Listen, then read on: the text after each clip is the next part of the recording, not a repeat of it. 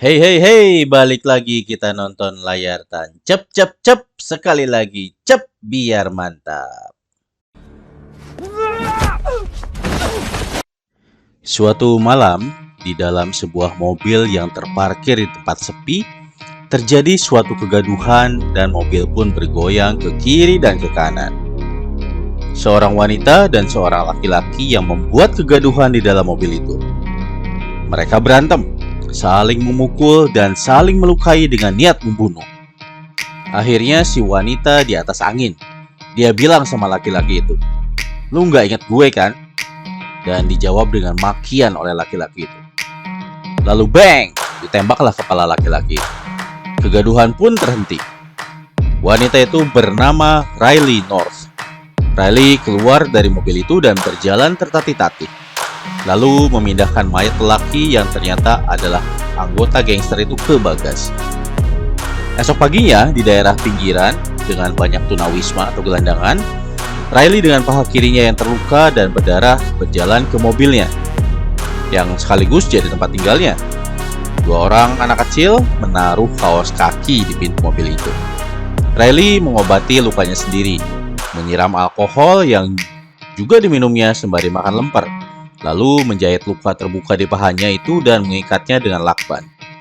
Kemudian dia membuka kaos kaki dari anak-anak itu dan melihat isinya yang ternyata adalah kotak biskuit Natal yang dijual oleh pasukan kunang-kunang, yang mengingatkannya pada kejadian 5 tahun yang lalu ketika kotak itu terjatuh ketika Riley menjemput anaknya dari sekolah dan dikejar oleh Peg, salah seorang ortu siswa di situ. Ternyata, Peg komplain karena anaknya Riley melanggar wilayah jualan di parkiran sekolah yang diklaim oleh anaknya Peg. Di bengkel tempat kerjanya, suaminya Riley yang bernama Chris North terlihat sedang kesusahan saat berbicara dengan seseorang di telepon. Lalu Riley menitipkan anaknya pada Chris. Sore itu jam 4 akan ada pesta ulang tahun anaknya dan Riley baru bisa sampai rumah setengah jam setelah acara dimulai, kata Riley. "Bisa kamu urus dulu nggak setengah jam?" "Berapa anak?" kata Chris. "Semua teman-temanku ya," kata anaknya. Waduh. Sesampainya di sebuah bank bernama Second Commerce, tempat kerjanya Riley, bosnya menyuruh dia untuk menutup bank itu nanti sore. "Waduh, nggak bisa Pak Bos," kata Riley. "Anak gua ultah ntar sore." "Tapi Pak Bos gak mau tahu. Pokoknya kamu yang nutup bank," kata Pak Bos. Di bengkel, Chris ngobrolin sesuatu sama temannya Mickey. Mickey ngajakin Chris ngerjain suatu proyek yang akan mengubah hidupnya dan tentu saja hidup anak-anak mereka jadi lebih baik. "Nggak akan ada yang tahu kok," kata Mickey. "Lu nyetir aja Chris, yang lainnya biar gue yang urus," katanya. Tapi Chris masih ragu dan Mickey terus membujuknya. Malamnya, sesampainya di rumah, Riley menemukan bahwa tidak ada satu orang pun yang datang ke pesta ulang tahun anaknya. Ternyata Peg biang keroknya. Dia membuat pesta tandingan sehingga anak-anak satu sekolah malah datang ke rumahnya Peg yang lebih mewah. "Ku bilang juga apa mah," kata anaknya. "Seharusnya mama memukulnya." "Ah, kamu gak perlu mereka semua kok nak. Ayo kita makan pizza dan pergi ke karnaval setelah itu," sambut si papa. "Lalu kita makan es krim," kata anaknya. Nah, di luar, Chris nelfon Mickey dan membatalkan niatnya ikut di proyeknya Mickey itu. "Gak sebanding risikonya bro," kata Chris. Lalu mereka sekeluarga pun pergi. Tapi di pojokan ada mobil putih mengawasi. Dan orang di dalam mobil itu menelpon bosnya dan lapor kalau dia sudah menemukan orang yang satunya lagi. Di tempat lain, Mickey sudah terikat di kursi oleh gangster tentunya dan disiksa karena mau mencuri dari gangster itu. Ternyata ini proyeknya Mickey, mencuri dari gangster. Buset dah. Muka Mickey sudah berlumuran darah sampai ke baju birunya pun punya motif merah. Bos gangster yang bernama Diego Garcia pun memerintahkan anak buahnya yang membuntuti Chris keluarga tadi itu untuk menghabisi Chris, biar jadi contoh katanya, biar jadi pelajaran buat yang lainnya. Lalu Garcia pun memenggal kepalanya Mickey. Chris keluarga bersenang-senang di karnaval. Foto-foto juga di foto booth. Saat meninggalkan karnaval, mereka memesan es krim rasa peppermint kesukaan anaknya, 2 sendok pula. Lalu mereka pun menuju mobilnya sambil menjilati es krim. Riley balik lagi ke kios es itu untuk meminta tisu, sementara Chris dan anaknya duluan menuju mobil. dan mereka pun diberondong senapan mesin. Betapa kagetnya Riley dan shock melihat suami dan anaknya diberondong senapan mesin oleh gangster. Riley pun tidak luput dari peluru-peluru itu, tapi dia beruntung masih hidup. Sakit terkena peluru tidak dia gubris, dia menggapai keluarganya yang sudah tidak bernyawa lagi di aspal. Polisi dan para medis pun datang. Riley mengalami luka tembak di kepala sehingga pendarahan otak parah dan dibawa ke rumah sakit. Dua orang detektif bernama Moises Beltran dan Stan Carmichael mengolah TKP. Lalu Riley pun datang ke kantor polisi untuk mengidentifikasi para pembunuh itu. Riley mengidentifikasi pria dengan tato di wajahnya dan seorang pria lagi yang wajahnya bertato juga.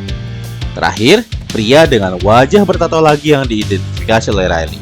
Makanya tato jangan di wajah bro, di udel aja, jadi gampang ketahuan deh. Di rumahnya, Riley lagi packing sendirian. Mau pindah ke tempat lain karena rumahnya disita oleh bank. Dia melihat gambar anaknya di dinding dan sedih lagi sampai berurai air mata. Lalu datanglah pengacara Garcia yang bernama Henderson, berpura-pura bersimpati pada Riley dan menyesalkan kejadian itu.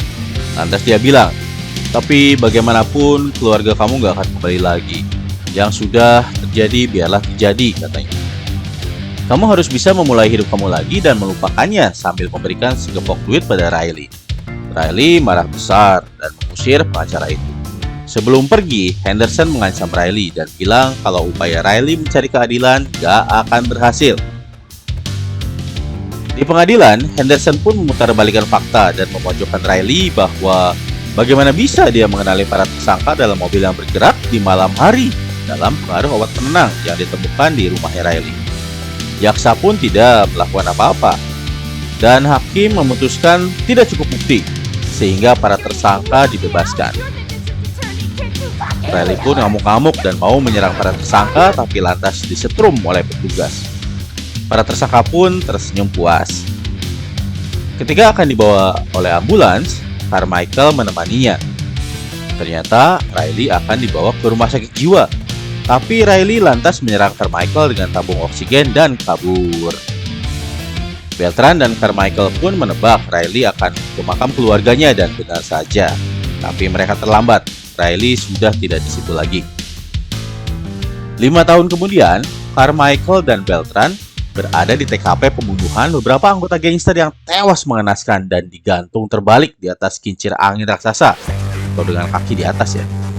Ada 3 orang mayat yang tergantung terbalik di kincir angin itu. Di kantor FBI, Agent Lee bilang ke temannya, Agent Lisa Inman, bahwa ada seorang wanita yang merampok toko senjata di San Bernardino kemarin malam. Tersangkanya itu sama dengan tersangka pada insiden penumpang gelap di kapal kontainer di dermaga Los Angeles 3 bulan yang lalu, yang kasusnya ini ditangani oleh Inman. Di karnaval, polisi sudah berhasil menurunkan ketiga mayat dengan wajah bertato itu dari kincir raksasa. Lalu Carmichael ditelepon oleh FBI. Sementara itu di van-nya, Riley sedang mempersiapkan senjata dan perlengkapan lainnya. Sepertinya dia akan menyerang lagi. Lalu Riley keluar dari van-nya dan pergi. Carmichael dan Beltran pun ngobrol sama Agent Lee dan Agent Inman. Dua detektif itu heran kenapa FBI ngurusin ibu-ibu. Inman bilang karena Riley merampok bank. Dua detektif itu pun terkejut. Sementara itu Riley mampir ke rumah sang hakim dan mengikatnya di kursi, lalu nyubit-nyubit sang hakim sampai hidungnya berdarah.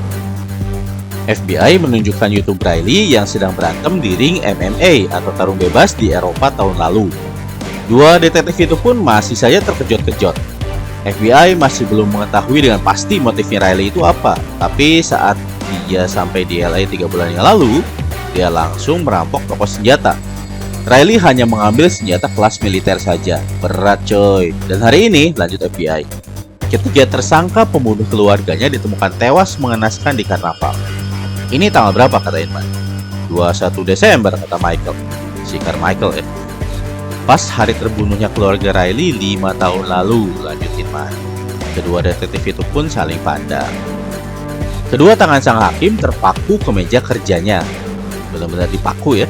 Badannya pun terikat dengan kabel peledak. Riley hanya mengajukan satu pertanyaan pada si hakim. Ingat gue nggak? Kalau ingat si hakim akan dilepaskan. Ternyata si hakim nggak ingat. Lalu Riley pergi dan meledakkan si Hakim berkeping-keping lewat sinyal HP-nya. Carmichael pun dapat kabar kalau jaksa kasus Riley dulu itu tewas di kolam renangnya dan pengacara si Garcia, si Henderson itu terbakar di rumahnya. Sementara itu si Hakim sudah hancur berkeping-keping di ledakan. Di markasnya, Garcia yang sedang bicara dengan anak bos besar pemimpin kartel narkoba yang bernama Ortega menerima laporan dari anak buahnya kalau pembunuh Chris, jaksa, pengacara, dan hakim sudah tewas mengenaskan. Lalu Garcia menyuruh anak buahnya untuk memburu Riley dan menaruh harga untuk kepalanya. Ortega mengingatkan Garcia agar jangan macam-macam sama kartel, karena ada 2 pengiriman besar yang hilang dalam waktu seminggu. Jangan sampai terulang lagi, ancam Ortega kepada Garcia. Kemudian Riley mengintai markasnya Garcia di suatu pasar.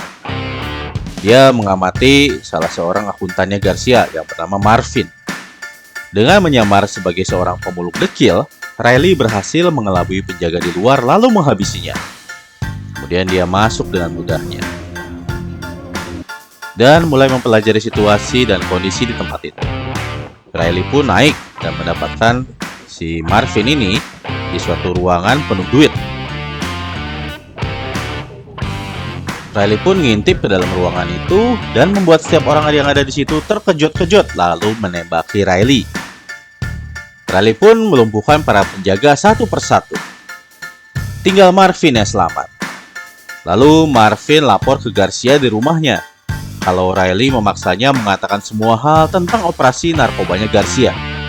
Dan Riley membakar semua tumpukan uang yang ada di situ. Tentu saja Garcia marah besar dan Garcia menyuruh anak buahnya memburu dan menghabisi Riley. Media pun sudah memberitakan Riley North membunuh gangster dan aparat negara yang korup itu. Di rumahnya yang sudah dijaga ketat itu, Garcia menebak-nebak Riley akan menyerang apa lagi ya. Kemungkinan labnya Garcia tempat narkoba diproduksi. Lalu Garcia pun memasang jebakan di labnya itu. Dan benar saja, malamnya Riley menuju labnya Garcia. Sementara itu, Inman melacak lokasi tinggalnya Riley. Dan di pusat data kepolisian, Inman tidak melihat ada daerah yang tingkat kejahatannya naik. Malah masyarakat mendukung Riley dan menjadikan Riley pahlawan melalui sosial media ya, pendapat-pendapat netizen di sosial media. Lalu Inman melihat suatu daerah yang bernama Skid Row yang tingkat kejahatannya rendah.